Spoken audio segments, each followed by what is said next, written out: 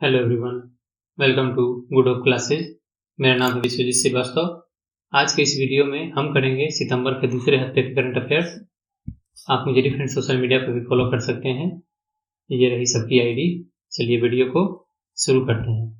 सबसे पहला क्वेश्चन ये है कि हाल ही में UNESCO global network of learning cities में भारत के कितने शहरों को शामिल किया गया है। ठीक है, तो इसका आंसर है 3। भारत के इसमें 3 शहरों को शामिल किया गया है, वारंगल, नीलांबूर और त्रिशूर।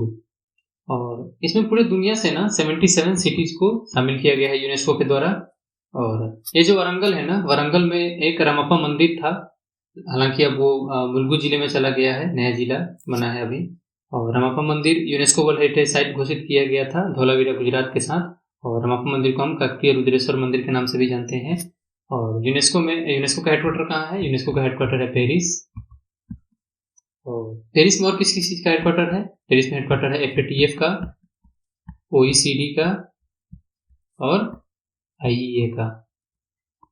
ठीक है, तो इतना चीज। और पेरिस में 2024 के ओलंपिक्स गेम भी होंगे, तो ये चीज आप याद रखिए। चलिए बढ़ते हैं हम नेक्स्ट क्वेश्चन की तरफ। नेक्स्ट क्वेश्चन हमारा ये है कि नीति आयोग द्वारा जारी भारत में पोषण स्तर पर प्रगति का संरक्षण महामारी के समय में पोषण अभियान शीर्षक से जारी रिपोर्ट में कौन सा राज्य छोटे राज्यों की श्रेणी में शीर्ष पर रहा?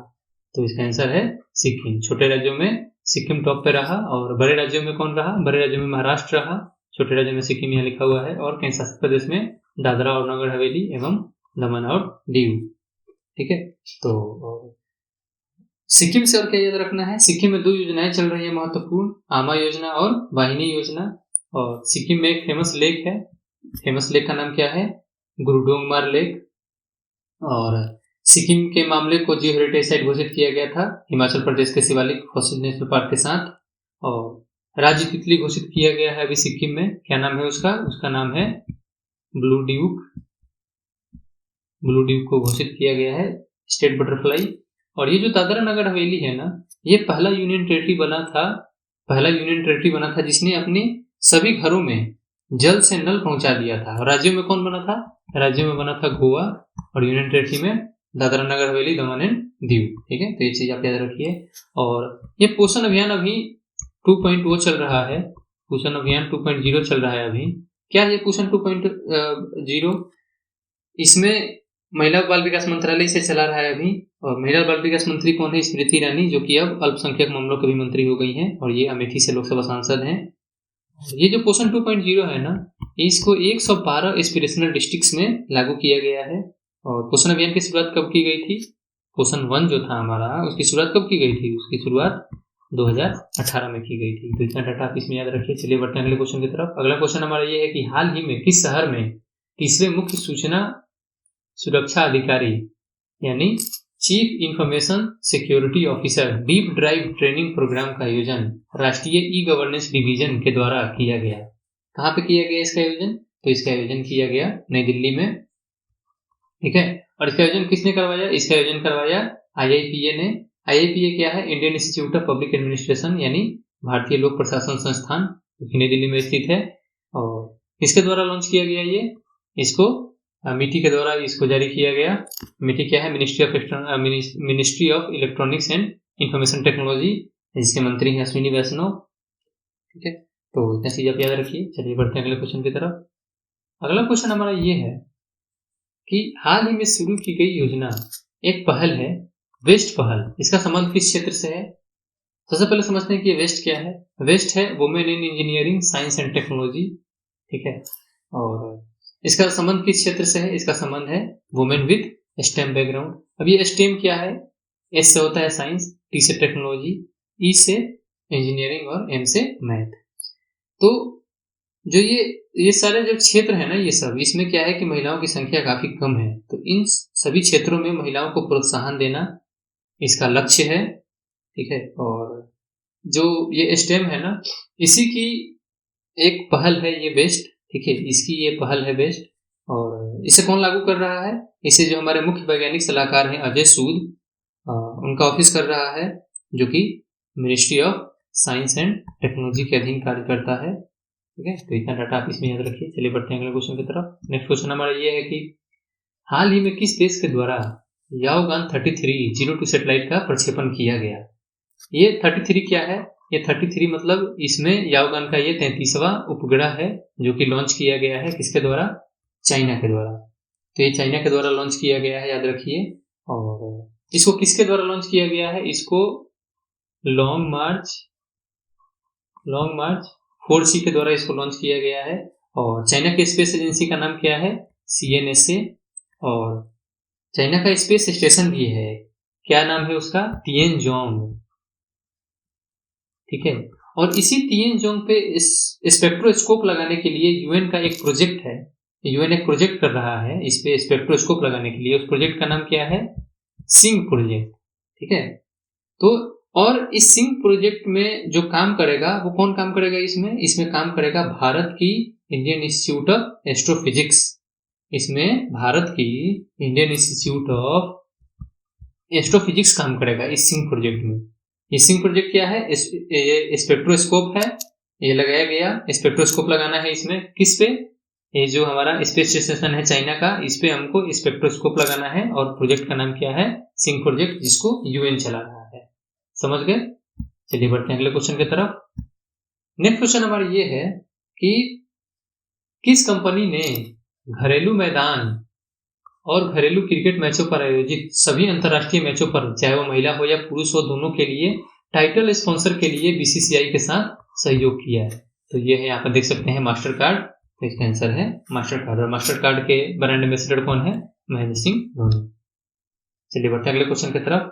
नेक्स्ट क्वेश्चन हमारा ये है कि बांग्लादेश में भारत के नए उच्चायुक्त हाल ही में किसे नियुक्त किया गया है? अच्छा, ये बहुत बार हम सब सुनते हैं राजदूत, कहीं कहीं सुनते हैं उच्चायुक्त। क्या मतलब है इसका? तो जो जितने भी कॉमनवेल्थ कंट्रीज है ना, कॉमनवेल्थ कंट्रीज हैं, तो उसमें जो भी हमारे राजदूत होते हैं, तो उस शब्द के लिए हम उपयुक्त वर्ड यूज करते हैं उच्चायुक्त। मतलब जो भी कॉमनवेल्थ कंट्रीज हैं उसमें हमारे जो एम्बेसडर होंगे उसके लिए हम उच्चायुक्त शब्द का उपयोग करते हैं, और बाकी सब कंट्री के लिए हम राजदूत शब्द का उपयोग करते हैं। ठीक है। तो क्या है इसका आंसर? बांग्लादेश में कौन बनाया गया है उच्चायुक्त?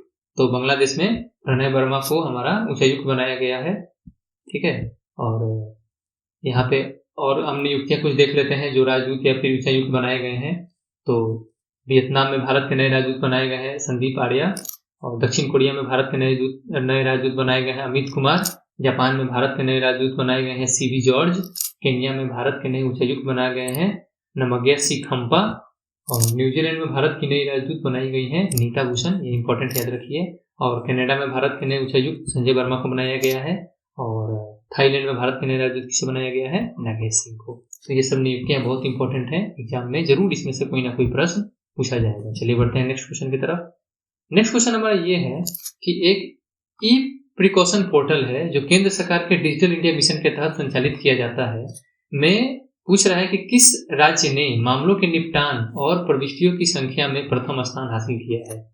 यानी उत्तर प्रदेश इसका आंसर है। यानी उत्तर प्रदेश जो है ना, इसने 9.12 मिलियन केसेज को अपने मतलब सॉल्व किया, डिस्पोजल किया, उसको निपटान किया उसका। और किसके द्वारा किया गया?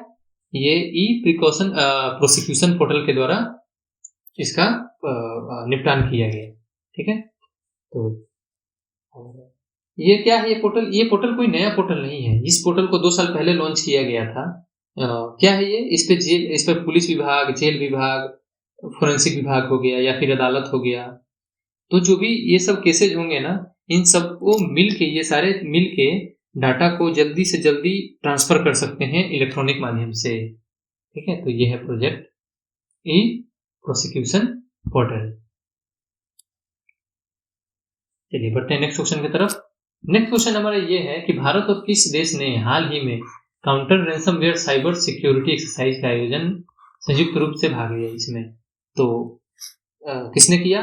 तो भारत के साथ यूनाइटेड किंगडम ने भाग लिया इसमें। हालांकि इसमें टोटल 26 देशों ने भाग लिया। और भारत के साथ किसने भाग लिया? भारत के साथ यूनाइटेड किंगडम में भाग लिया। अच्छा, भारत की एक संस्था है, बता सकते हैं? भारत की एक संस्था है CERT-IN। ये क्या है CERT-IN? CERT-IN का फुल फॉर्म क्या होता है? Indian computer emergency response team. ठीक है। ये नई दिल्ली में स्थित है। इसने भी एक युद्धाभ्यास किया था साइबर सिक्योरिटी के लिए। क्या नाम था उसका? उसका नाम था सिनर्जी साइबर युद्धाभ्यास। ठीक है, तो ये सिक्योरिटी, साइबर सिक्योरिटी के लिए ये युद्धाभ्यास किया गया था। चलिए बढ़ते हैं नेक्स्ट क्वेश्चन की तरफ।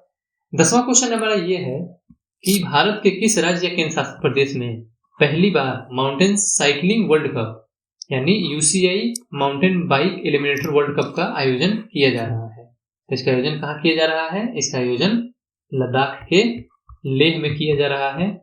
ठीक है, और भारत के एक साइकिलिस्ट हैं, फेमस साइकिलिस्ट हैं रोनाल्डो सिंह। ठीक है, ये क्या किया है इन्होंने? ये कहाँ से हैं? ये मणिपुर से हैं और ये पहले भारतीय बने हैं जो एशियन साइकिलिंग प्रतियोगिता में इन्होंने सिल्वर मेडल जीता है। ये पहले भारतीय बने हैं। चलिए बढ़ते हैं अगले क्वेश्चन की तरफ। 3D visualisation eyes on solar system tool किसकी एक पहल है? तो ये नासा की एक पहल है। इसके द्वारा जो हमारे ग्रह है ना, उसमें हम ग्रहों के 3D इमेज को इसमें हम देख सकते हैं। इससे क्या फायदा होगा? इसे नेविगेशन में फायदा होगा, रिसर्च में फायदा होगा। तो इस चीज के लिए हम इस टूल को हमने लॉन्च किया है। अब नासा के बारे में कुछ चीजें समझ लेते हैं। यहाँ पे नासा का चांद पर जाने वाला एक ऑर्बिटर है, क्या नाम है उसका? कैपस्टोन। ठीक है, याद रखिएगा, जो भी हाल ही में लॉन्च किया गया था। और एक नासा का मिशन है आर्टेमिस मिशन। आर्टेमिस मिशन क्या है? इसमें 18 लोग चांद पे जाएंगे। ठीक है, 9 मेल होंगे और 9 फीमेल होंगे। ठीक है, और इसमें भारत के भी एक व्यक्ति जा रहे हैं, उनका नाम क्या है? राजाचारी। ठीक है, ये आर्टेमिस मिशन है। और ये आर्टेमिस मिशन किस पे है? चांद पे है ये। और नासा का एक टेलीस्कोप भी है, बहुत पावरफुल टेलीस्कोप। क्या नाम है उसका? James Webb telescope. और क्या नाम याद रखना है? अच्छा, एक नाम और याद रखिए, जानवी डांगेटी। भारत की एक लड़की है जानवी डांगेटी, जो कि आंध्र प्रदेश से हैं।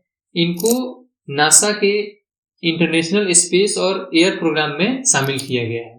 ठीक है, जानवी डांगेटी, याद रखिएगा ना। चलिए बढ़ते हैं अगले क्वेश्चन की तरफ। अगला क्वेश्चन हमारा ये है कि लोकप्रिय स्वतंत्रता सेनानी कपलोटिया तमिलन नाम से प्रसिद्ध वीओ चिदम्बरम पिल्लई की कौन सी जयंती मनाई गई? तो इनकी 151वीं जयंती मनाई गई हाल ही में। कब मनाई गई? 5 सितंबर को। 5 सितंबर को इनकी जयंती मनाई गई। और ये क्यों फेमस है? इन्होंने 1905 में स्वदेशी मूवमेंट को तमिलनाडु में फैलाया।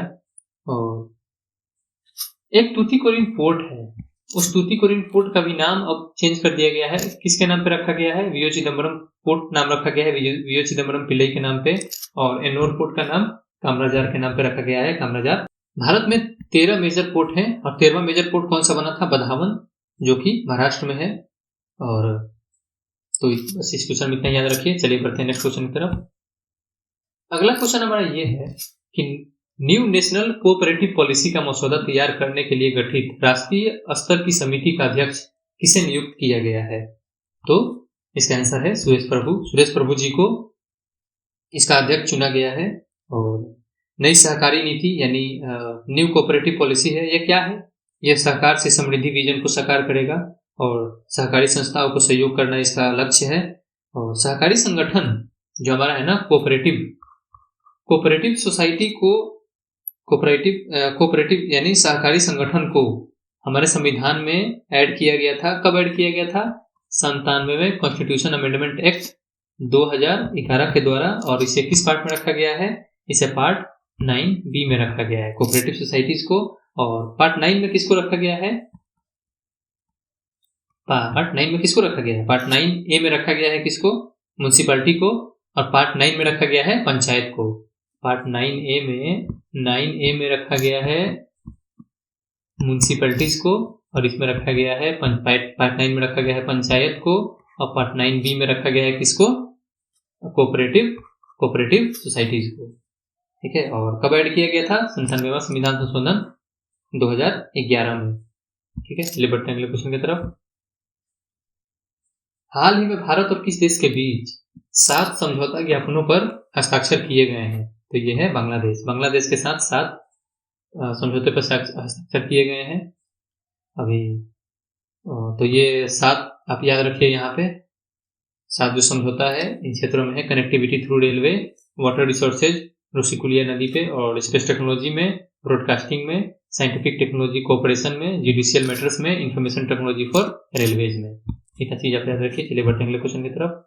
यूनाइटेड नेशंस के महासचिव एंटोनियो गुटेरेस अफगानिस्तान में अपना नया दूत यानी नया इन्वॉय अफगानिस्तान में किसे नियुक्त किया है? तो ये नियुक्त किया है उन्होंने किसको? रोजा ओटुनबायोवा को। रोजा ओटुनबायोवा को नियुक्त किया है। और एक भारत और पाकिस्तान के ऊपर नजर रखने के लिए यूएन ने एक ग्रुप बनाया है। क्या नाम है उसका? UNMOGIP। इसका फुल फॉर्म क्या है? United Nations military observer group in India and Pakistan. इसका ये है कि भारत और पाकिस्तान पे नजर रखता है। तो इसके हेड कौन है? गिलर्मो पाब्लो रियोस, जो कि अर्जेंटीना के हैं। और ये जो सुएला ब्रेवरमैन आप देख रहे हैं ना यहाँ पे, ये ब्रिटेन के नए होम सेक्रेटरी बने हैं, यानी होम सेक्रेटरी गृह मंत्री अपने यहाँ जो होता है वहाँ पे होम सेक्रेटरी बोलते हैं ब्रिटेन में, तो याद रखिएगा। और लिज ट्रस वहाँ PM बनी है अभी ब्रिटेन में, तो ये चीज आप याद रखिएगा। ये बढ़ते हैं अगले क्वेश्चन की तरफ। नेक्स्ट क्वेश्चन है हमारा ये है कि शहर के निवासियों को रोजगार प्रदान करने के लिए किस राज्य की सरकार ने इंदिरा गांधी शहरी रोजगार गारंटी योजना शुरू करने की सिर्फ घोषणा की है? तो कौन है ये राज्य? ये राज्य है राजस्थान। ये इसको 9 सितंबर से लॉन्च किया गया। इसमें शहर में रहने वाले लोगों को 100 दिन का रोजगार मिलेगा। हम एक मनरेगा जानते हैं जिसमें ग्रामीण लोगों को, जो गांव में रहने वाले लोगों को 100 दिन का रोजगार मिलता है। और इसमें इस योजना में क्या है? इसमें शहरी लोगों को, राजस्थान के शहरी लोगों को इसमें 100 दिन का रोजगार मिलेगा। ठीक है। और उम्र क्या होनी चाहिए? 18 से 60 साल उम्र होनी चाहिए। चलिए बढ़ते हैं नेक्स्ट क्वेश्चन की तरफ। नेक्स्ट क्वेश्चन हमारा ये है, सार्वजनिक शिकायतों को हल करने के लिए सभी मंत्रालयों या विभागों में अगस्त 2022 महीने के लिए शिकायत निवारण सूचकांक में शीर्ष पर रहा। कौन शीर्ष पर रहा है इसमें शीर्ष पर रहा है UIDAI, यानी unique identification authority of India, जो हमारा आधार कार्ड बनाता है, यही है मंत्रालय, ये मतलब ये डिपार्टमेंट है ये। और एक CP ग्राम्स पोर्टल बनाया गया है। CP ग्राम्स पोर्टल क्या बोलता है? एक CP GRAMS CP grams portal एक बनाया गया है। क्या है ये? आप किसी भी मंत्रालय में कहीं से भी आप इसमें शिकायत कर सकते हैं। क्या है इसका full form? Centralised public grievance redress and monitoring system. ठीक है। इसको DARPG ने बनाया था, जो ministry of personnel public grievances and pensions के अधीन कार्य करता है। और DARPG का मतलब क्या है? प्रशासनिक सुधार और लोक शिकायत विभाग और मिट्टी के साथ मिलकर CP ग्राम्स पोर्टल को लॉन्च किया गया था। यानी CP ग्राम्स पोर्टल को किसने लॉन्च किया था? DARPG और ministry of electronics and information technology ने CP ग्राम्स पोर्टल को लॉन्च किया था। तो इतना डाटा आप इसमें याद रखिए। चलिए बढ़ते अगले क्वेश्चन की तरफ। अगला क्वेश्चन हमारा ये है 18वां नंबर कि वर्ल्ड सोशल प्रोटेक्शन रिपोर्ट 2020-22 किस संगठन के द्वारा जारी किया गया? तो इसको इंटरनेशनल लेबर ऑर्गेनाइजेशन के द्वारा इसको जारी किया गया है। और क्या है इसमें? ये सोशल सिक्योरिटी जो है हमारा, क्या है सोशल सिक्योरिटी? क्या होता है? सोशल प्रोटेक्शन हो गया, चाहे सोशल सिक्योरिटी क्या है? जो हमारा हेल्थ इंश्योरेंस हो गया, बेरोजगारी भत्ता हो गया, जीवन बीमा हो गया, तो ये सब सोशल सिक्योरिटी होती है। ठीक है। तो इसी के रिगार्डिंग ये रिपोर्ट प्रस्तुत किया गया है। ILO का हेडक्वार्टर कहाँ है? जिनेवा में। इंटरनेशनल लेबर ऑर्गेनाइजेशन का हेडक्वार्टर कहाँ है? जिनेवा में। और इसके हेड कौन है? इंटरनेशनल लेबर ऑर्गेनाइजेशन के हेड कौन है? गिलबर्ट होंगबो, जो कि टोगो देश के हैं। और टोगो अभी क्या हुआ है? टोगो कॉमनवेल्थ का 56वां सदस्य बना है। ठीक है। टोगो 56वां सदस्य बना है। और इस रिपोर्ट में क्या कहा गया है? क्या है ये रिपोर्ट? इसमें रिपोर्ट में ये कहा गया है कि भारत के सिर्फ 24.4% लोगों को ही सोशल सिक्योरिटी मिली है। मतलब चाहे वो बीमा हो गया, रोजगारी भत्ता हो गया, तो चाहे वो हेल्थ इंश्योरेंस हो गया, तो सिर्फ 24% लोगों को ही सोशल सिक्योरिटी मिली है। हालांकि बांग्लादेश भी हमसे ज्यादा है, वहां पे 28% लोगों के पास सोशल सिक्योरिटी है। ठीक है। इतना याद रखिए इसमें। चलिए बढ़ते हैं नेक्स्ट क्वेश्चन की तरफ। नेक्स्ट क्वेश्चन हमारा ये है कि 61वें सुब्रतो कप का आयोजन नई दिल्ली में हो रहा है, यह किस खेल से संबंधित है? तो सुब्रतो कप का संबंध किस खेल से है?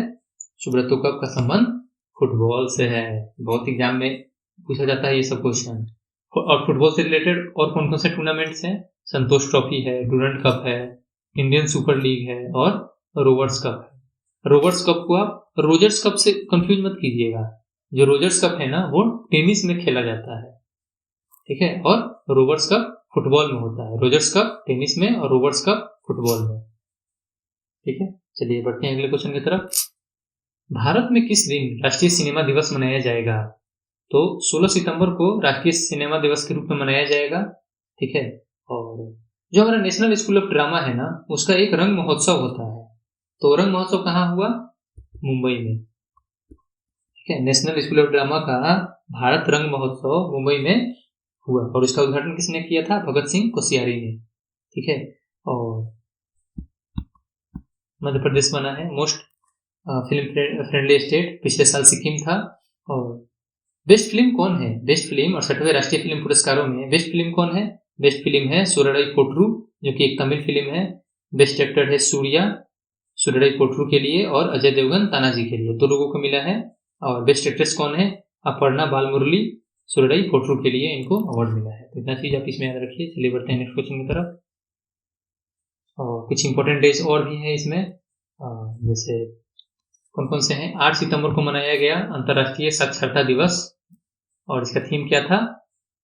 Transforming literacy learning spaces. 8 सितंबर को ही मनाया गया विश्व फिजियोथेरेपी दिवस, इसका थीम क्या था? Prevention of management of osteoarthritis.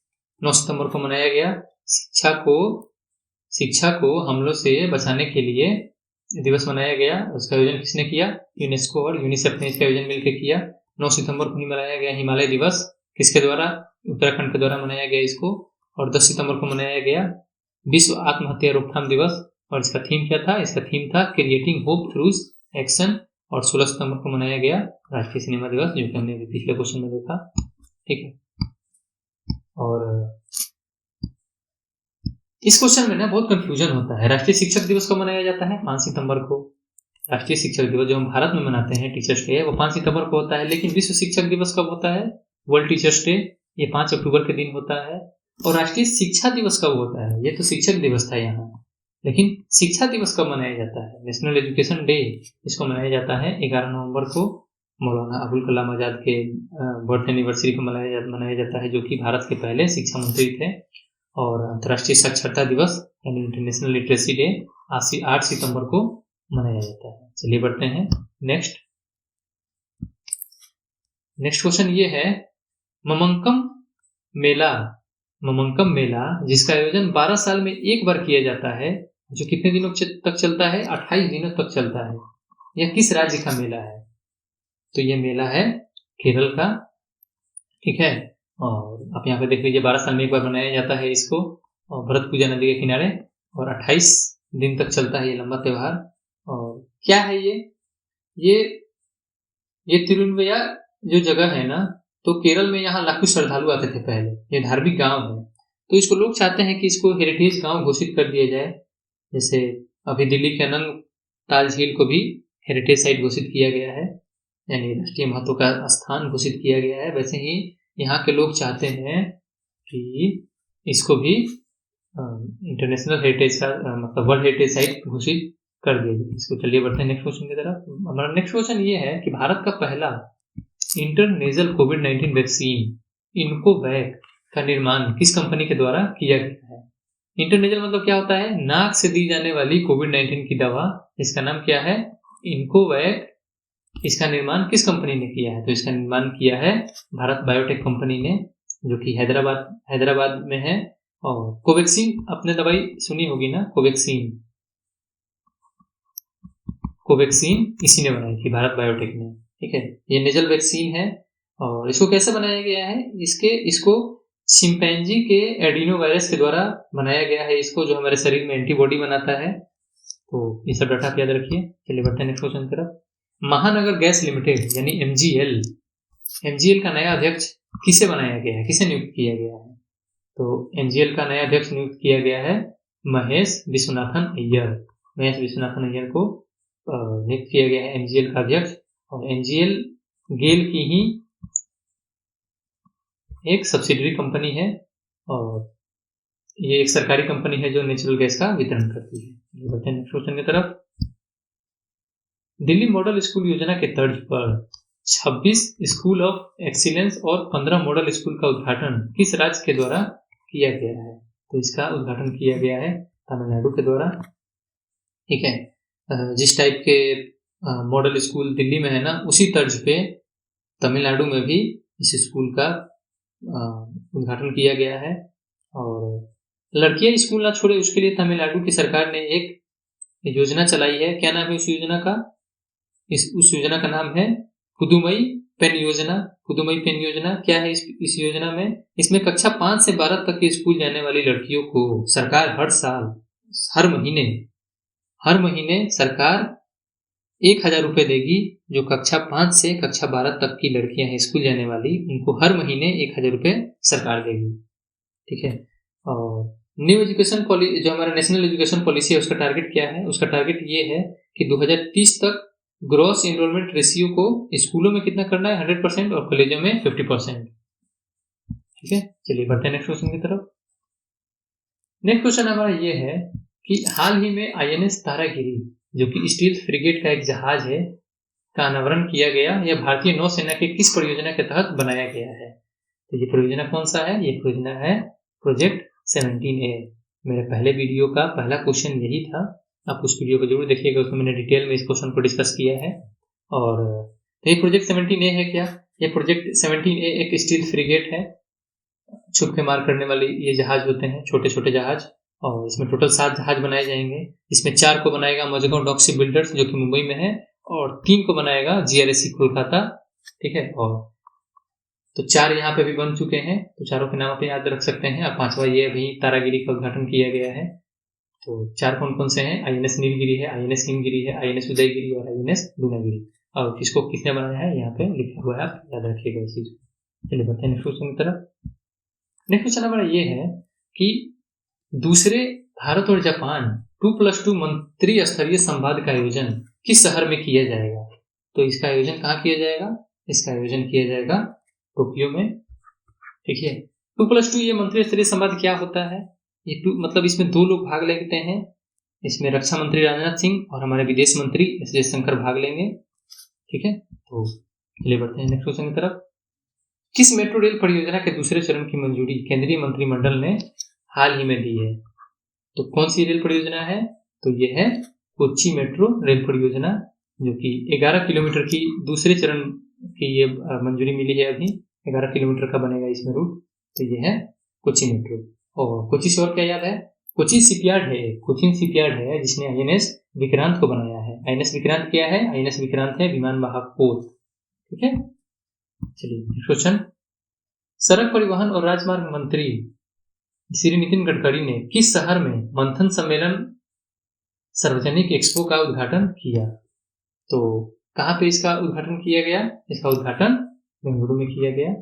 और सड़क परिवहन एवं राजमार्ग मंत्रालय का एक पोर्टल है EDAR पोर्टल, यानी ई डिटेल एक्सीडेंट रिपोर्ट पोर्टल, और एक भूमि राशि पोर्टल भी है इसका। और NHAI के चेयरपर्सन कौन है? अलका उपाध्याय। ठीक है, चलिए बढ़ते हैं नेक्स्ट क्वेश्चन की तरफ।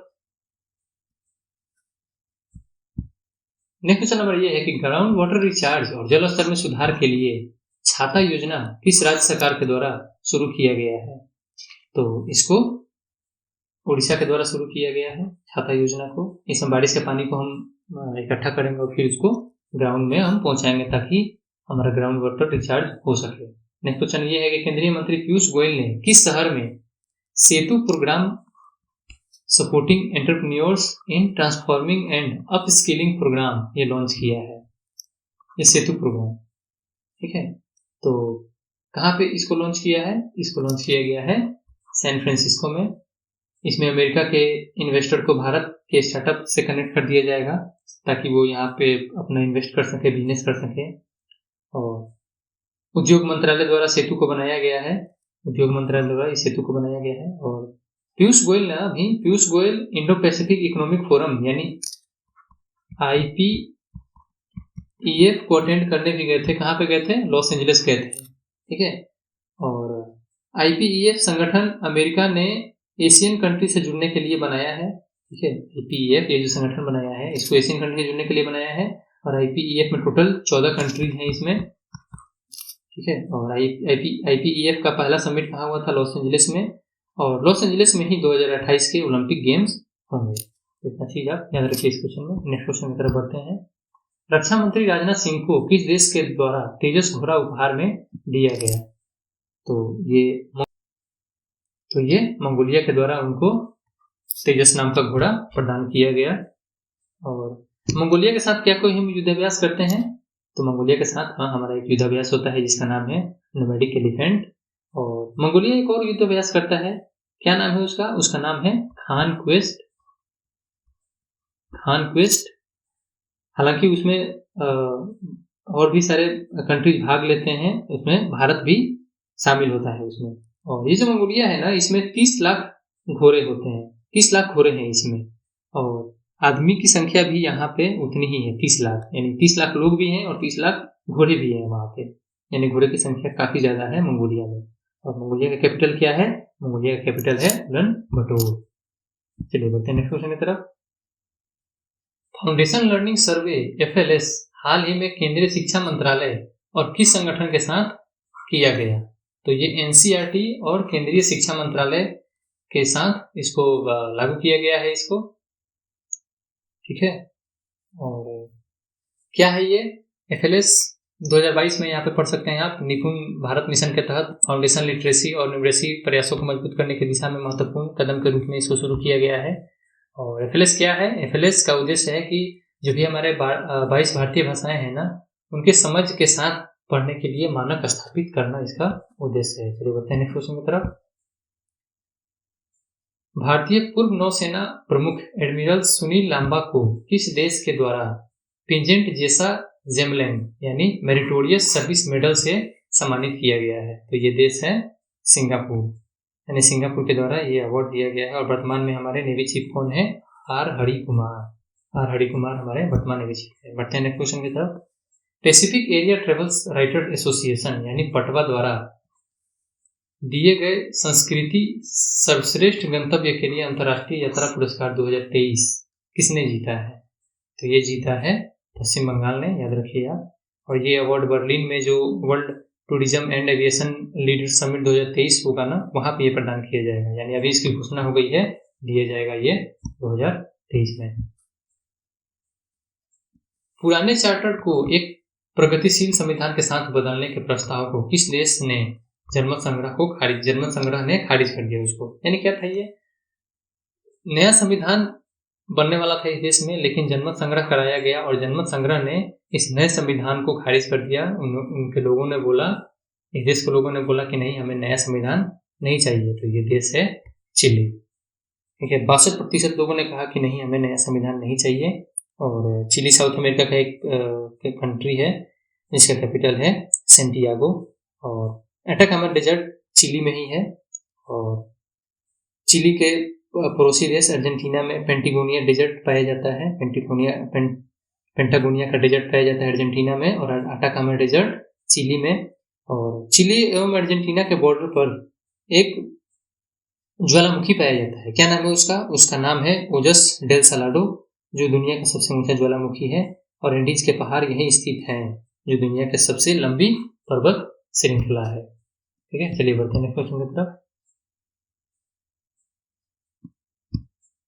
नेक्स्ट क्वेश्चन कुछ यहाँ फैक्ट्स दिए हुए हैं, तो इस फैक्ट्स को हम देख लेते हैं। राष्ट्रपति द्रौपदी मुर्मू ने प्रधानमंत्री टीबी मुक्त भारत अभियान की शुरुआत की। इसका उद्देश्य क्या है? 2025 तक भारत से टीबी रोग को समाप्त करना है।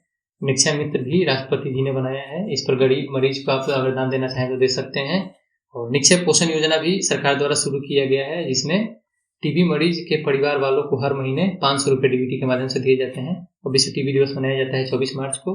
और जो टीबी होता है वो किसके द्वारा होता है? एक बैक्टीरिया होता है, उस बैक्टीरिया का नाम क्या है? Mycobacterium tuberculosis.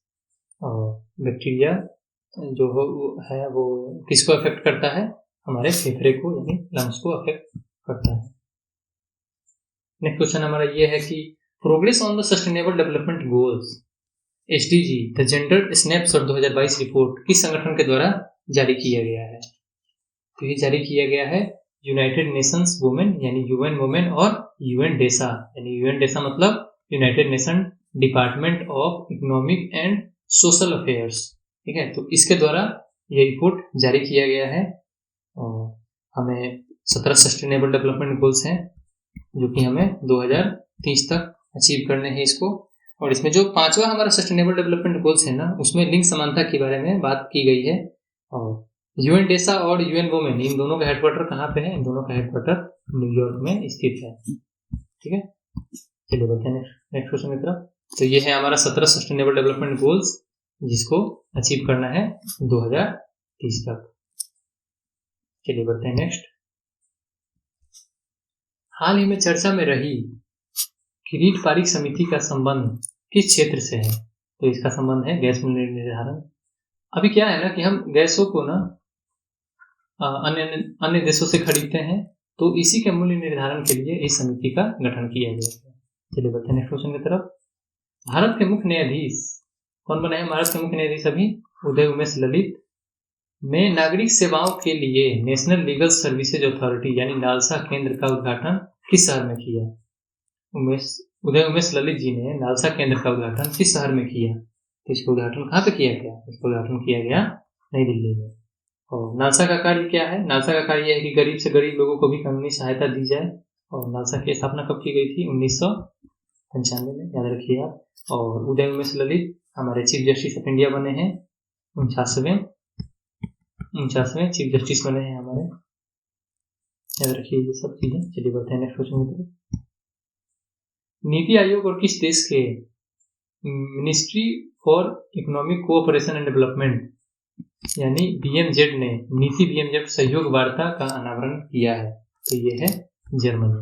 18वें लोक नायक फाउंडेशन पुरस्कार के वार्षिक साहित्यिक पुरस्कार से किसे सम्मानित किया गया? तो तनिकेला भरानी को सम्मानित किया गया इससे। इसमें तेलुगु भाषा का ज्ञानपीठ पुरस्कार भी बोलते हैं इसे, यानी आंध्र प्रदेश का ज्ञानपीठ पुरस्कार इसे बोला जाता है। चलिए बढ़ते हैं नेक्स्ट क्वेश्चन की तरफ।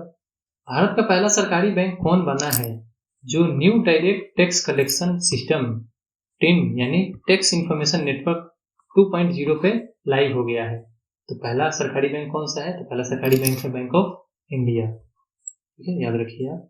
और इस पर आप टैक्स एवं इनकम टैक्स रिटर्न भी फाइल कर सकते हैं, दोनों काम एक साथ किया जा सकता है। पहला बैंक कौन सा था अगर पूछ ले तो पहला बैंक था फेडरल बैंक। हालांकि फेडरल बैंक एक प्राइवेट बैंक है और अभी टोटल 12 पब्लिक सेक्टर बैंक्स हैं। ठीक है, और यूनियन बैंक ऑफ इंडिया पहला सरकारी बैंक बना है जो अकाउंट एग्रीगेटर प्लेटफॉर्म से जुड़ गया है। अकाउंट एग्रीगेटर प्लेटफॉर्म से जुड़ने वाला पहला सरकारी बैंक कौन सा है? Union bank of India. चलिए बढ़ते हैं नेक्स्ट क्वेश्चन की तरफ। नेक्स्ट क्वेश्चन यह है कि जीविका पहल के तहत किस राज्य ने शराब की बोतलों से कांच की चूड़ियां बनाने का निर्णय लिया है? तो ये है हमारा बिहार। जीविका पहल के तहत जो भी शराब की बोतलें पकड़ी जाएंगी ना, बिहार में पूर्ण शराबबंदी है अभी, तो जो भी शराब की बोतलें पकड़ी जाएंगी उससे चूड़ियां बनाई जाएंगी और ये योजना है बिहार का। अभी सबसे लंबे स्टील ब्रिज का अनावरण किया गया गांधी सेतु का, और जिसकी लंबाई कितनी है? 5.75 किलोमीटर। याद रखिएगा ये, जो पटना को हाजीपुर से जोड़ता है। और मिथिला मखाना को जीआई टैग मिला है। और राजगीर के साइक्लोपियन वॉल को बिहार सरकार चाह रही है कि उसको यूनेस्को वर्ल्ड हेरिटेज साइट का दर्जा मिल जाए। और क्या है? बोध गया में 100 फीट लंबा और 30 फीट ऊंचा भगवान बुद्ध की लेटी हुई मुद्रा में मूर्ति बन रही है, यानी रिक्लाइनिंग स्टैचू बन रहा है गौतम बुद्ध का। कहाँ पे? बोध गया में। और बिहार भारत का पहला राज्य बना है जिसके जमीन के डॉक्यूमेंट्स की होम डिलीवरी शुरू कर दी गई है। ठीक है, तो ये इन सब डाटा को आप याद रखिए। चलिए अब बढ़ते हैं नेक्स्ट क्वेश्चन की तरफ। भारत के पहले इलेक्ट्रिक फ्रीट प्लेटफॉर्म ई फास्ट इंडिया को किस संगठन ने मिलकर लॉन्च किया है? तो ई फास्ट इंडिया का फुल फॉर्म आप यहाँ देख सकते हैं। तो इसको लॉन्च किसने किया है? उसको किसने लॉन्च किया है? इसको लॉन्च किया है नीति आयोग और WRI यानी वर्ल्ड रिसोर्सेज इंस्टीट्यूट ने मिलकर इसको लॉन्च किया है। ठीक है, इसमें हम फ्रीट यानी जो भी सामान के आवागमन होते हैं ना, उसके लिए ट्रकों का उपयोग हो रहा है। तो हम उन ट्रकों को इलेक्ट्रिक ट्रक से रिप्लेस करने की बात कर रहे हैं जिससे हमारा पोल्यूशन कम हो। तो उसके लिए इस प्लेटफॉर्म को लॉन्च किया गया है। चलिए बढ़ते हैं नेक्स्ट क्वेश्चन की तरफ। नेक्स्ट क्वेश्चन ये है कि संयुक्त राष्ट्र मानव अधिकारों के लिए अगले उच्चायुक्त यानी United nation high commissioner for human rights किसे नियुक्त किया गया है? तो इसका आंसर होगा वोल्कर तुर्क। वोल्कर तुर्क को नियुक्त किया गया है। और यहाँ पे ऑप्शन बी है फेडरिको विलेजेस, जो United nation human rights council के हेड बनाए गए हैं। और यहाँ पे ऑप्शन सी है फिलिपो ग्रांडी, जो United Nations high commissioner for refugees के हेड हैं। चलिए बढ़ते हैं नेक्स्ट क्वेश्चन की तरफ। नेक्स्ट क्वेश्चन हमारा ये है कि हाल ही में ह्यूमन डेवलपमेंट इंडेक्स को जारी किया गया 2021-22 के लिए, उसमें भारत का स्थान क्या रहा है? उसमें भारत का स्थान रहा है 132वां, पिछले साल था 131वां। और ये 3 चीजों पे फोकस करता है, ये 3 चीजों से बनता है ये ह्यूमन डेवलपमेंट इंडेक्स। किसी चीज से? शिक्षा, स्वास्थ्य और रहन सहन, इन तीनों से मिलकर बनता है ह्यूमन डेवलपमेंट इंडेक्स। ये रिपोर्ट देता कौन है? ये रिपोर्ट देता है UNDP, United Nation Development Programme, जिसका हेडक्वार्टर कहाँ है? क्वार्टर न्यूयॉर्क में है। और नंबर 1 कंट्री कौन रहा है? स्विट्जरलैंड। नंबर 2 कौन सा कंट्री रहा है? नॉर्वे। और नंबर 3 रहा है आइसलैंड। ठीक है, चलिए बढ़ते हैं नेक्स्ट क्वेश्चन की तरफ। किस बैंक के द्वारा गुजरात में bank on wheels van launch किया गया है? तो ये बैंक है HDFC बैंक। और कहाँ पे लॉन्च किया गया है इसको? गुजरात में। ठीक है, इसको गुजरात में लॉन्च किया गया है। और HDFC बैंक के CEO कौन है? HDFC बैंक के CEO हैं शशिधर जगदीशन। चलिए बढ़ते हैं नेक्स्ट क्वेश्चन की तरफ। हाल ही में किसे मिस अर्थ इंडिया 2022 नामित किया गया है? तो ये है वंशिका परमार। वंशिका परमार को मिस इंडिया अर्थ 2022 नामित किया गया है। और मिस वर्ल्ड कौन है? मिस वर्ल्ड कौन बनी है? कैरोलिना विल्वस्का, जो कि पोलैंड से हैं। और मिस यूनिवर्स कौन बनी थी जनवरी के महीने में? हरनाज संधू। चलिए बढ़ते हैं नेक्स्ट क्वेश्चन की तरफ। Mars oxygen in situ resource utilisation experiment यानी कि मॉक्सी हाल ही में खबरों में था। यह किस अंतरिक्ष एजेंसी के द्वारा लॉन्च किया गया है? तो ये किसके द्वारा लॉन्च किया गया है? ये मॉक्सी नासा के द्वारा लॉन्च किया गया है। अप्रैल 2021 में नासा ने मंगल पर एक रोवर भेजा था, परसिवरेंस। उसी का एक अंग है मॉक्सी, जो वहां के कार्बन डाइऑक्साइड से ऑक्सीजन बनाता है। ठीक है, तो बहुत ही इंटरेस्टिंग चीज है ये। तो यह अभी अच्छे से काम कर रहा है, उसी की रिपोर्ट आई है अभी।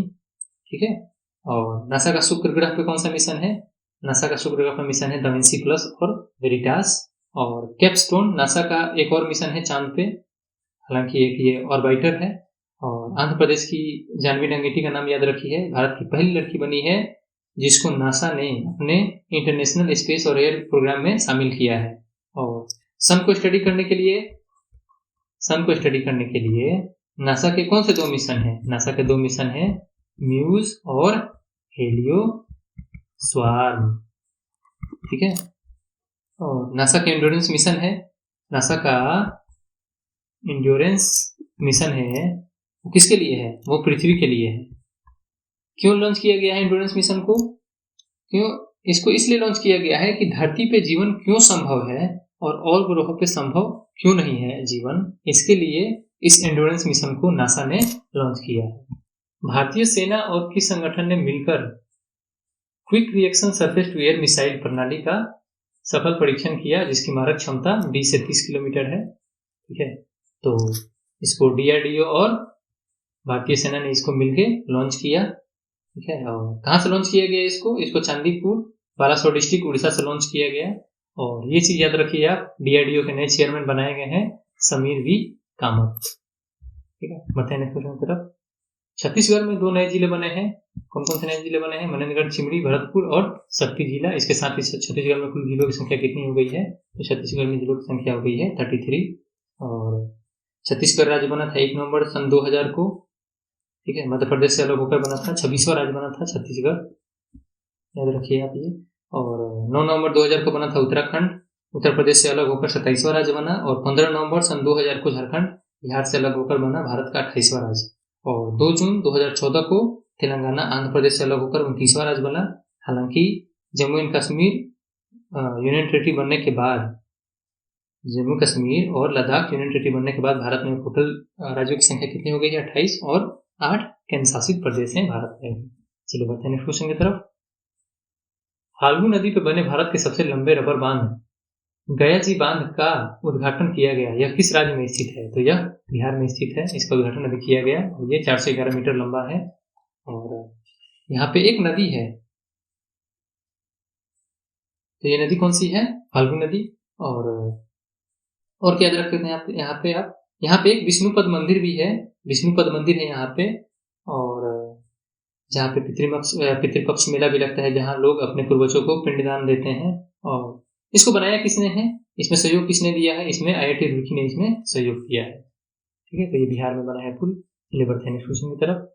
Neeraj Chopra diamond league final का खिताब जीतने वाले पहले भारतीय खिलाड़ी बन गए हैं। इसका आयोजन कहाँ किया गया? तो इसका आयोजन किया गया स्विट्जरलैंड में। स्विट्जरलैंड के कहाँ? स्विट्जरलैंड के ज्यूरिख में किया गया। अच्छा, कुछ दिन पहले अभी नीरज चोपड़ा ने डायमंड लीग में ना, जो पहले हुआ था लोजेन में, वो भी जीता था। तो वो जीतने के बाद ये फाइनल में पहुंचे, और फाइनल को भी इन्होंने जीत लिया, जो कि ज्यूरिख में हुआ अभी। और ज्यूरिख में और किसका हेडक्वार्टर है? ज्यूरिख में हेडक्वार्टर है फीफा का। ठीक है, और फीफा का प्रेसिडेंट कौन है? Gianni Infantino. और नीरज चोपड़ा ने वर्ल्ड एथलेटिक्स चैंपियनशिप जो कि ओरेगन USA में हुआ था, उसमें भी उन्होंने सिल्वर मेडल जीता था, और उसमें मात्र 1 मेडल जीता था भारत ने, वो भी नीरज चोपड़ा जी ने जीता था। चलिए बढ़ते हैं नेक्स्ट क्वेश्चन की तरफ। क्वेश्चन कुछ यहाँ पे हम देख लेते हैं पॉइंट्स को। पॉइंट्स हमारा यह है कि लद्दाख ने अपना सर्वोच्च सिविलियन ऑनर द पर्ल नरगम डस्टन, ये एक अवार्ड है सिविलियन ऑर्डर, द पर्ल रनगम दस्तन, ये अवार्ड किसको दिया गया है? तो लद्दाख ने ये अवार्ड अपना दिया है दलाई लामा जी को। और भारत का पहला जियो थर्मल पावर प्रोजेक्ट कहाँ बन रहा है? लद्दाख के फुगा वैली में। और दुनिया की सबसे ऊंची सुरंग बनाई जा रही है सिंकुला, जो कि लद्दाख में ही बन रही है, जो हिमाचल के लाहौल वैली को लद्दाख के जंस्कार वैली से जोड़ेगा। और सिंधु दर्शन त्योहार लद्दाख में मनाया जाता है। चलिए बढ़ते हैं नेक्स्ट क्वेश्चन हमारा यह है कि हाल ही में किसे बलोचिस्तान सरकार ने नसीराबाद जिले में अपनी पहली महिला डिप्टी कमिश्नर नियुक्त किया गया है? इसको नियुक्त किया गया है आयशा जेहरी जी को। चलिए बढ़ते हैं नेक्स्ट। विश्व का पहला संस्कार केंद्र किस राज्य में खोला जाएगा? तो ये राजस्थान में खोला जाएगा। राजस्थान में कहाँ? राजस्थान के झुंझुनू जिला मुख्यालय के खेमी शक्ति परिसर में इसको खोला जाएगा। चलिए बढ़ते हैं क्वेश्चन की तरफ। हाल ही में किस राज्य में राष्ट्रीय समुद्री विरासत परिसर यानी नेशनल मैरीटाइम हेरिटेज कॉम्प्लेक्स बनेगा? ये कहाँ बनेगा? ये बनेगा गुजरात में। गुजरात में कहाँ? गुजरात के लोथल में इसको बनाया जाएगा। ठीक है, और इसको ministry of port shipping and waterways बना रहा है, जिसके मंत्री हैं सर्बानंद सोनोवाल। और इसके मास्टर प्लान को मंजूरी ना PM मोदी ने 2019 में ही दे दिया था। और ये इसका जो फर्स्ट फेज है वो मार्च 2024 में बनकर तैयार हो जाएगा। ठीक है, और गुजरात में अभी 36वें नेशनल गेम्स का भी आयोजन होगा गुजरात में।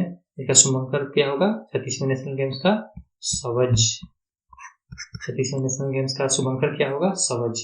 और सेमीकंडक्टर पॉलिसी शुरू करने वाला गुजरात पहला राज्य बना है, जिसमें गुजरात में ढोलेरा है, तो ढोलेरा को सेमिकॉन सिटी बनाएगा गुजरात।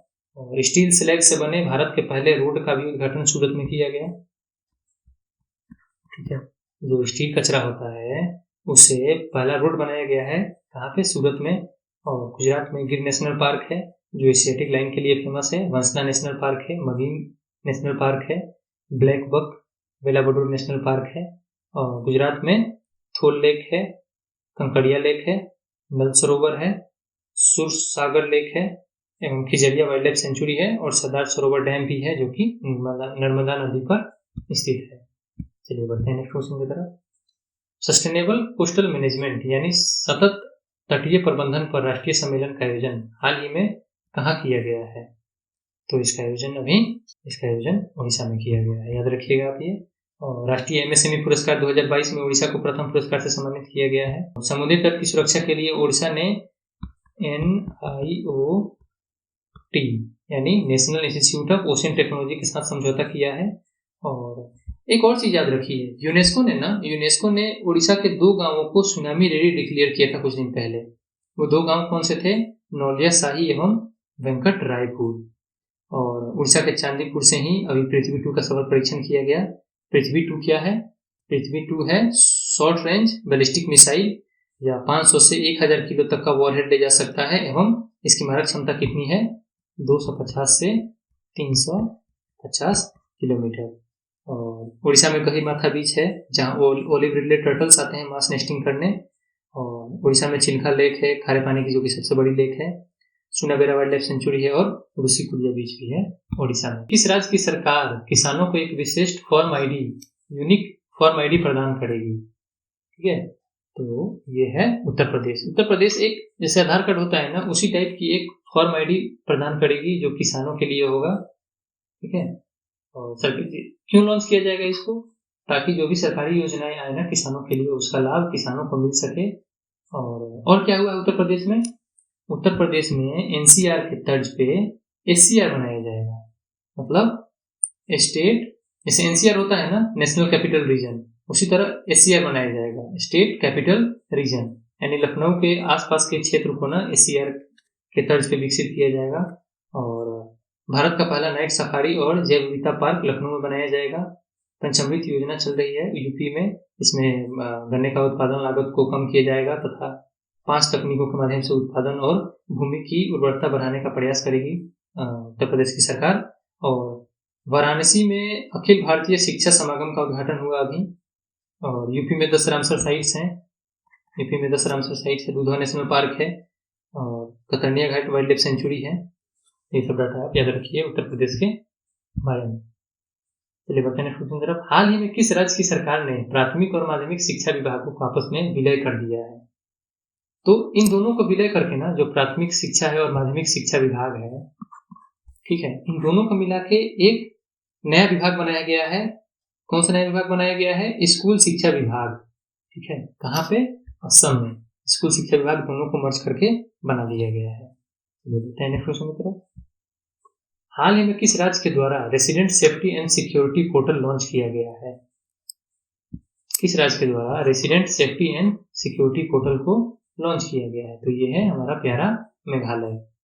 और क्या है ये पोर्टल? ये पोर्टल लोगों की सुरक्षा सुनिश्चित करेगा।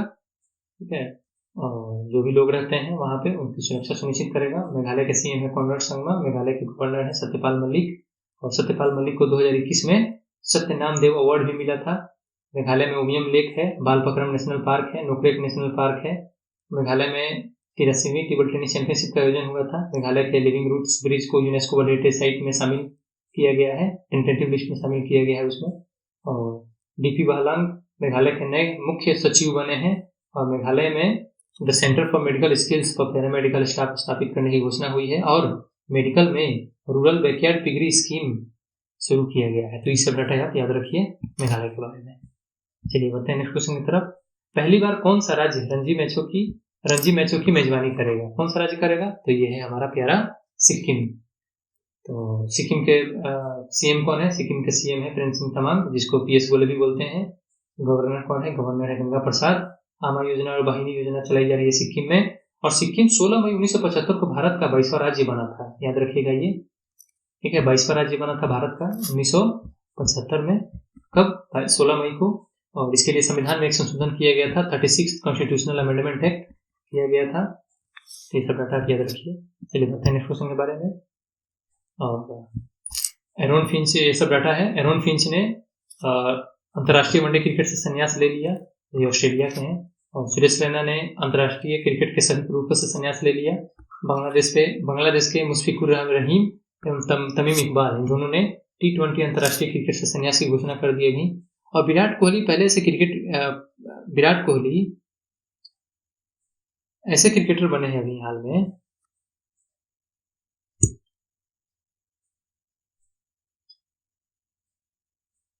और विराट कोहली क्रिकेट के तीनों फॉर्मेट T20, वनडे और टेस्ट में 100 मैच खेलने वाले खिलाड़ी बने हैं अभी। तो सब चीजें आप याद रखिए। चलिए बढ़ते हैं नेक्स्ट क्वेश्चन। हाल ही में भारतीय सेना ने संयुक्त अभ्यास गगन स्ट्राइक का आयोजन कहाँ किया है? गगन स्ट्राइक का आयोजन कहाँ पे किया गया है? गगन स्ट्राइक का आयोजन किया गया है पंजाब में। पंजाब के जगन्नाथ रथ यात्रा को भी राज्य उत्सव टैग दिया गया था, याद रखिएगा ये। चलिए बढ़ते हैं नेक्स्ट क्वेश्चन की तरफ। नेक्स्ट क्वेश्चन हम यहाँ पे देखते हैं कुछ फैक्ट्स को। फैक्ट्स ये है कि राष्ट्रीय हिंदी दिवस मनाया गया 14 सितंबर को। 14 सितंबर को क्यों मनाया जाता है राष्ट्रीय हिंदी दिवस? क्योंकि 14 सितंबर 1949 को भारत में हिंदी को ऑफिशियल लैंग्वेज अडॉप्ट किया गया था। और पहली बार इस दिवस को कब मनाया गया था? 1953 में, याद रखिएगा ये। और अनुच्छेद 343 क्या कहता है? अनुच्छेद 343 क्या कहता है? ये कहता है कि हिंदी के अलावा अंग्रेजी भी ऑफिशियल लैंग्वेज होगी।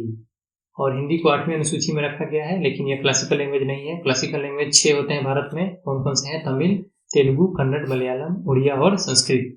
लेकिन विश्व हिंदी दिवस कब मनाया जाता है? हमने यहाँ देखा राष्ट्रीय हिंदी दिवस 14 सितंबर को, और विश्व हिंदी दिवस मनाया जाता है 10 जनवरी को। 10 जनवरी को क्यों? क्योंकि 10 जनवरी 1975 को नागपुर में विश्व हिंदी सम्मेलन का आयोजन हुआ था और इसे 2006 से मनाया जा रहा है। चलिए बढ़ते हैं नेक्स्ट क्वेश्चन की तरफ। नेक्स्ट भी फैक्ट है हमारा। फैक्ट ये है कि 74वें एमी अवार्ड्स 2022 का आयोजन Microsoft theatre Los Angeles California में हुआ। यह अवार्ड टेलीविजन क्षेत्र में दिया जाता है। इसको आप कंफ्यूज मत कीजिएगा ग्रैमी अवार्ड से, क्योंकि ग्रैमी अवार्ड ना म्यूजिक के क्षेत्र में दिया जाता है। ठीक है, चलिए बढ़ते हैं नेक्स्ट क्वेश्चन की तरफ। हाल ही में राष्ट्रपति द्रौपदी मुर्मू ने किस राज्य से गुलाम अली को राज्यसभा के लिए नामित किया है? तो यह है जम्मू एंड कश्मीर। जम्मू एंड कश्मीर से गुलाम अली को राज्यसभा के लिए नामित किया गया अभी हाल ही में। चलिए बढ़ते हैं नेक्स्ट क्वेश्चन की तरफ। नेक्स्ट क्वेश्चन हमारा ये है कि हाल ही में यूएस ओपन 2022 पुरुष एकल का खिताब किसने जीता है? तो इसको जीता है सी अल्कराज गार्फिया ने, जो कि स्पेन के खिलाड़ी हैं। अब नेक्स्ट स्लाइड में इंफॉर्मेशन को कुछ देखते हैं। नेक्स्ट स्लाइड में देखिए, यहाँ पे 2022 के जो भी ग्रैंड स्लैम हुए हैं उनके विनर्स मेन सिंगल में और वुमेन सिंगल में। ठीक है, तो सबसे पहले होता है ऑस्ट्रेलियन ओपन, जो कि हार्ड कोर्ट पे खेला जाता है। मेन सिंगल में जीता है राफेल नडाल ने, वुमेन सिंगल में एशले बार्टी ने। ठीक है, फ्रेंच ओपन जो कि क्ले कोर्ट पे खेला जाता है, उसको जीता है मेन सिंगल में राफेल नडाल ने, और वुमेन सिंगल में इगा स्विएटेक ने। विंबलडन ओपन जो कि ग्रास कोर्ट पे खेला जाता है, मेन सिंगल में जीता है नोवाक जोकोविच ने, और वुमेन सिंगल में जीता है एलेना रैबकिना ने, जो कि कजाकिस्तान से हैं। यूएस ओपन जो कि हार्ड कोर्ट पे खेला जाता है, इसमें मेन सिंगल में जीता है सी अल्कराज गार्फिया ने, और वुमेन सिंगल जीता है इगा स्विएटेक ने। ये बहुत ज़्यादा इंपॉर्टेंट है, इसका आप स्क्रीनशॉट ले लीजिए और इसका आप रिवीजन कीजिए, और हर एग्जाम में ये सब क्वेश्चन इस टाइप के पूछे जाते हैं। चलिए बढ़ते हैं नेक्स्ट क्वेश्चन की तरफ। हाल ही में prevention of money laundering act अपीलीय न्यायाधिकरण के अध्यक्ष के रूप में किसे नियुक्त किया गया है? तो मुनीश्वरनाथ भंडारी जी को नियुक्त किया गया है। ठीक है, prevention of money laundering act अपीलीय न्यायाधिकरण के अध्यक्ष। ठीक है, तो राजेश वर्मा को राष्ट्रपति द्रौपदी मुर्मू का सचिव नियुक्त किया गया है। ये चीज आप याद रखिएगा, राजेश वर्मा को राष्ट्रपति द्रौपदी मुर्मू जी का सचिव नियुक्त किया गया है। चलिए बढ़ते हैं नेक्स्ट क्वेश्चन की तरफ। हाल ही में इटालियन ग्रैंड प्रिक्स 2022 फार्मूला 1 किसने जीता है? तो इसको जीता है मैक्स वर्स्टापन ने। ठीक है, ऐसी चीज याद रखिए आप। चलिए बढ़ते हैं नेक्स्ट क्वेश्चन की तरफ। हाल ही में किस राज्य में स्थित सबसे पूर्वी किबुथु सैन्य शिविर आर्मी कैंप का नाम बदलकर जनरल बिपिन रावत सैन्य गैरिसन कर दिया गया है? तो ये है अरुणाचल प्रदेश में। ठीक है, अरुणाचल प्रदेश में इसका नाम बदल के कर दिया गया है। और अरुणाचल प्रदेश में कुंड लोहित नदी पर भगवान परशुराम की 51 फीट ऊंची प्रतिमा का अनावरण किया जा रहा है, स्थापित की जा रही है उस पे। और अप्रैल 2022 में जीएसटी राजस्व संग्रह वृद्धि में अरुणाचल प्रदेश शीर्ष पर रहा था। और अरुणाचल प्रदेश के होलोंगी में ग्रीनफील्ड एयरपोर्ट भी बनेगा, इसी याद रखिए।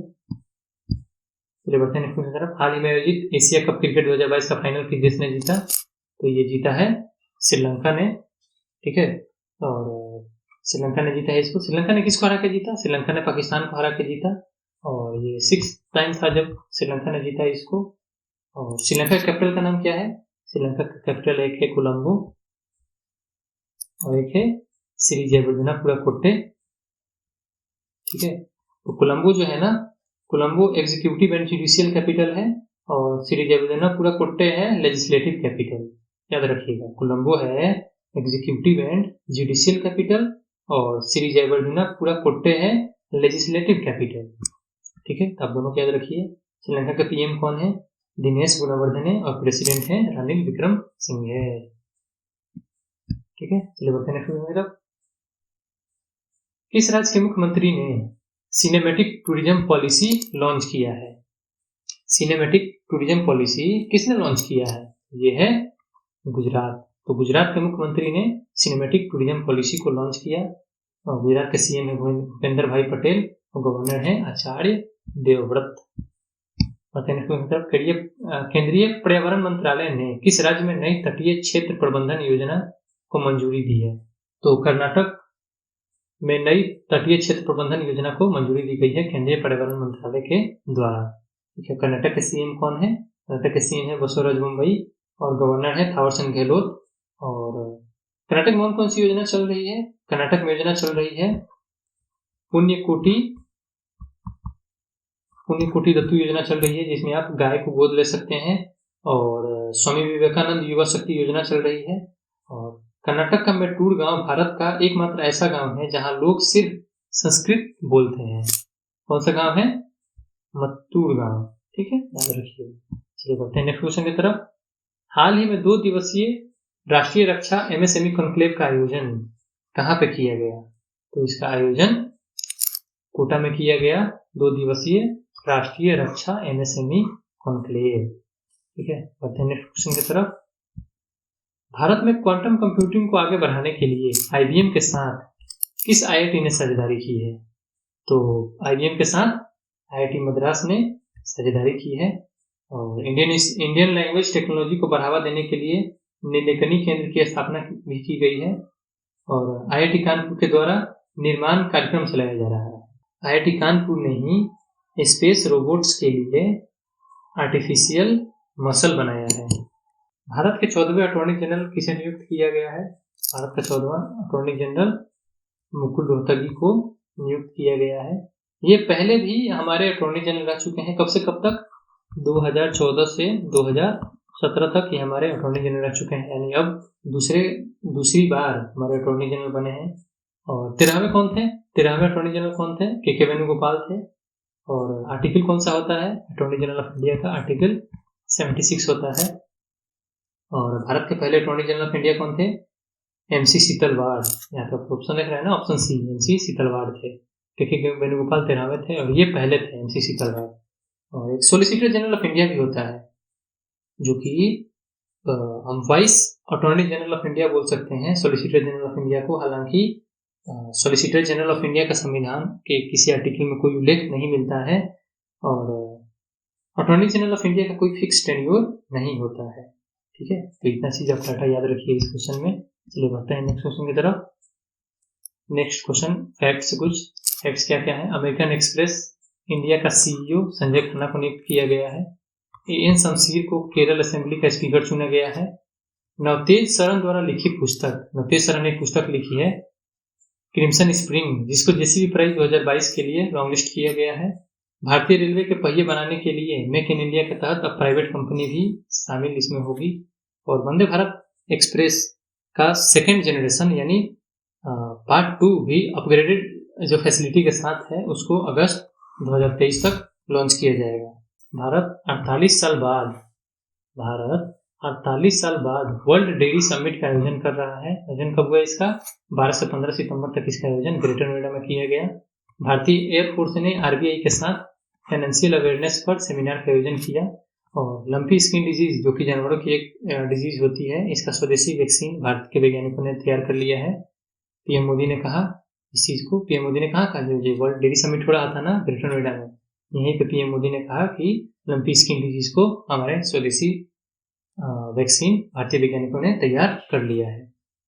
चलिए बढ़ते हैं नेक्स्ट। तो ये हम सबसे अंतिम में हम कुछ लोगों को श्रद्धांजलि अर्पित करते हैं जो हमारे बीच नहीं रहे। तो बीपी लाल का निधन हो गया, जो पुरातत्वविद थे और 2021 में पद्म विभूषण से भी सम्मानित किया गया था इनको। कृष्णम राजू का निधन हो गया, जो कि तेलुगु अभिनेता थे। केन सिंह का निधन हो गया, जो कि एक न्यायाधीश थे और भारत के पूर्व चीफ जस्टिस ऑफ इंडिया भी थे। बिरजू शाह का निधन हो गया, जो कि मुक्केबाज थे। और ब्रिटेन की सबसे लंबी समय तक राज करने वाली महारानी एलिजाबेथ द्वितीय का 70 वर्षों तक शासन करने के बाद 96 वर्ष की आयु में निधन हो गया। और ये 1952 में ये गद्दी पर आई थी, ये याद रखिएगा। और पद्मश्री एवं संगीत नाटक अकादमी पुरस्कार से सम्मानित रामचंद्र मांझी का निधन हो गया। और ये लौंडा नाच के लिए फेमस थे ये, जो कि भोजपुरी लोक नृत्य होता है ये। तो ये था एंड इस वीडियो का। तो चलिए हम मिलते हैं सितंबर के पार्ट 3 में मिलेंगे। तब तक के लिए नमस्कार, बहुत बहुत धन्यवाद।